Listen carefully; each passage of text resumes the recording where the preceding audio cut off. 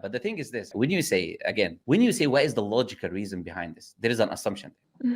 The assumption is that there has to be a logical justification that fits what you think is logical for every command in Islam. That's an assumption, because otherwise that question would not make any sense. Because if Allah commanded it and there is no need for me to have a logical justification, I'm not going to be asking for one.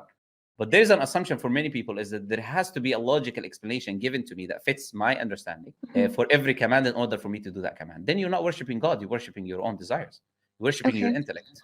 Do you understand? So if it makes sense to my intellect, I'm going to do it. If it does not make sense to my intellect, I'm not going to do it. And the fact is, you can do this with any command in Islam. You can have a never-ending process. For example, why is it 5 prayers? And if it was 6, you will say, why is it 6 prayers? If it's 10, another person will come and say, why is it 10 prayers? So there are certain things that we would call, there's 2 types of commands in Islam. Things which are ta'abbudi, means we do as an act of worship. For example, the one you mentioned about shaving the head. This is an act of worship. And then there is other things that Allah might tell you the reason and the wisdom behind them. These 2 types of things.